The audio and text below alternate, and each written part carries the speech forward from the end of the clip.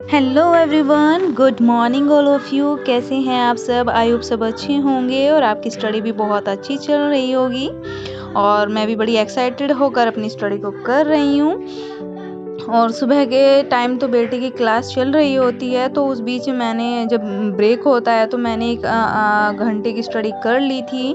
और मैंने आज 2 घंटे की स्टडी सुबह मॉर्निंग में भी कर ली थी, जिसमें कि मैंने मिल्टन को रिवाइज किया। और अब मैं कर रही हूँ वोकैबलरी, फ्रेजल वर्ब को कर रही हूँ मैं, क्योंकि फ्रेजल वर्ब मेरे वीक पॉइंट हैं। इसमें थोड़ा कुछ तो याद हैं, लेकिन कुछ हैं जो इतनी जल्दी समझ नहीं आते हैं, तो वो मैं एसपी बख्शी की बुक से कर रही हूँ। और ईडियम्स जो हैं वो मैंने नोट्स बना रखे हैं, मैं उसमें से कर रही हूँ। और रीडिंग भी मैं ज़रूर लगाती हूँ 20 मिनट्स की, ज़्यादा भी हो जाती है।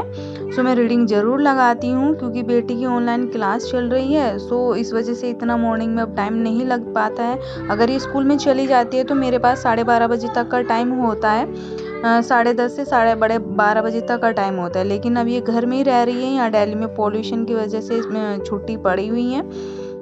मैं तो सोच रही थी कि चलो मैं अगर छुट्टियां आ जाती परमानेंट, कि भाई 5 दिन की, 10 दिन की या 6 दिन की, तो मैं मतलब अपनी सास के यहाँ चली जाती, तो मुझे वहाँ ज़्यादा, इससे भी ज़्यादा टाइम मिल जाता मुझे पढ़ने के लिए। क्योंकि मेरी सास इसकी केयर कर लेती इसको, मतलब हर चीज़ की। जो मेरा टाइम यहाँ वेस्ट होता है, भले ही टाइम कितना मिलता हो, लेकिन बच्चे के साथ बहुत टाइम वेस्ट हो भी जाता है।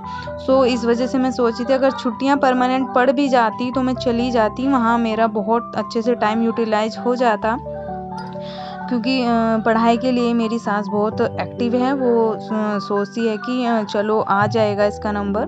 वो कभी मुझे काम करने नहीं देती है। जब कभी मेरा एग्ज़ाम होता है तो वो मुझे कभी काम करने नहीं देती है, काम भी अपने आप कर लेती हैं और बेटी को भी संभाल लेती हैं वो। इसी वजह से तो मेरी बेटी मेरा कम ही लगाव करती है, उनका ज़्यादा करती है। और अब मैं आपसे अपनी 30 से लेकर 40 या 45 डेज़ तक का, 40 तक का अपना जो स्ट्रैटेजी मैंने बनाई है वो मैं आपसे शेयर कर रही हूँ, कि हमें अपना कैसे हमें अब पढ़ना है। 8 घंटे की तो हमें स्टडी करनी ही करनी है। अगर इससे ज़्यादा हो जाए तो बेस्ट, क्योंकि अब टाइम पेपर होके ही रहेगा। नेगेटिव सोच की तरफ को ना जाएं। अगर नेगेटिविटी कोई फैला रहा है, नहीं होगा, ये होगा, बिल्कुल मत सोचो। अगर नहीं भी होगा 1% तो हमारी जो स्टडी, हमारी जो प्रिपरेशन हो गई है वो बहुत बेस्ट हो जाएगी। लेकिन अब ये मान के ही चलो कि हमारा अब ये एग्ज़ाम हो जाएगा, तो हमें अपना जो ग्रामर पोर्शन और अपना लिटरेचर पोर्शन दोनों को डिवाइड करके पढ़ना है। 4 डिवाइड कर लो, 4 घंटे ये पढ़ेंगे हम, 4 घंटे वो पढ़ेंगे। अगर हमारा लिटरेचर पार्ट अच्छा है तो हम, ग्रामर वीक है तो उसमें 1 घंटा एक्स्ट्रा कर दो। अगर हमारा ग्रामर अच्छा है, लिटरेचर वीक है, तो उसको बढ़ा देना है। और मंडे से सैटरडे तक की स्टडी करनी है। और एक दिन मैं रिवीजन रखूँगी और उसमें मैं एक मॉक और एक्स्ट्रा लगाऊँगी। और दूसरा ये है कि डेली एक प्रीवियस ईयर या मॉक टेस्ट ज़रूर लगाना है, जो कि मैं लगा रही हूँ। और छोटी छोटी क्विज भी मैं करती हूँ, वो कर रही हूँ। ये मेरा हो गया। और ग्रामर का जो कर रही हूँ वो रूल्स भी पढ़ रही हूँ और फिर उसकी क्वेश्चन की प्रैक्टिस कर रही हूँ। ये तो मेरा ग्रामर से रिलेटेड हो गया। अब आता है मेरा लिटरेचर पोर्शन में। इसमें 4 राइटर हैं और हमारा एक वो आ जाता है जिसमें कि लिटरेरी टर्म्स आ जाती हैं एंड मोमेंट्स वगैरह और फिगर ऑफ स्पीच वगैरह, ये सब आ जाती हैं। ये हमारे 5 पोर्शन हो जाते हैं। शेक्सपियर हमारा सबसे लेंदी राइटर होता है, तो उसके लिए हम 7 दिन ले सकते हैं। मिल्टन के लिए 5, और जी वर्ड्सवर्थ के लिए 5, और गाल्सवर्दी के लिए 5। और जो हमारा एक्स्ट्रा टाइम बचता है, जो वो बच रहा है, सब्जेक्ट बचता है, उसके लिए हम 7 दिन ले सकते हैं। ये इस तरीके से हम डिवाइड कर करके पढ़ेंगे तो हमारी स्ट्रेटेजी एक अलग लेवल पे होगी। और मैं इसी तरीके से कर रही हूँ। मिल्टन को मुझे 3-4 दिन हो गए हैं और आज मेरा लास्ट है। आज मैं फुल उसको रिवीजन कर लूँगी, चाहे मेरा ग्रामर ना हो आज, लेकिन मैं मिल्टन को आज मैंने कंप्लीट कर लेना है। और इस तरीके से तो मेरा ये हो गया है। और संडे में हमें रिवीजन करना है और अपनी जितना हो सकते हैं उसके लिए हम मॉक टेस्ट भी हम लगाएं। मैं फ़िलहाल प्रीवियस ईयर कर रही हूँ। और आज मैंने अपनी 8 घंटे की स्टडी को कंप्लीट कर लिया है।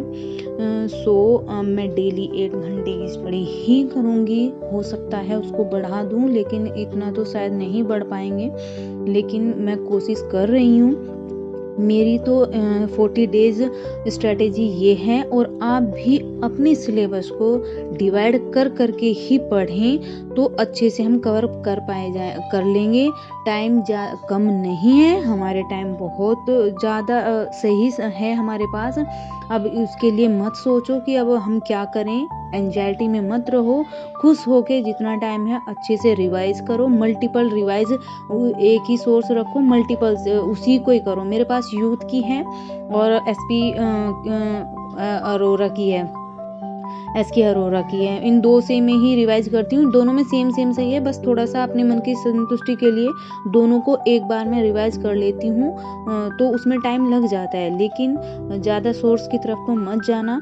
अपनी इन्हीं 2-3 बुक्स मैंने तो देखी है, सबसे बेस्ट बुक ये ही है, इनसे बेस्ट बुक कोई और नहीं है, और मैंने कोई और सोर्सेस नहीं करी हूँ। और मैं एक ग्रामर की एक सर हैं जो मैं उनसे क्लास लेती हूँ, एक ग्रामर की वीडियो मैं उनकी ज़रूर देखती हूँ। मेरी 40 डेज़ की जो स्ट्रेटेजी ये ही है। Thank you.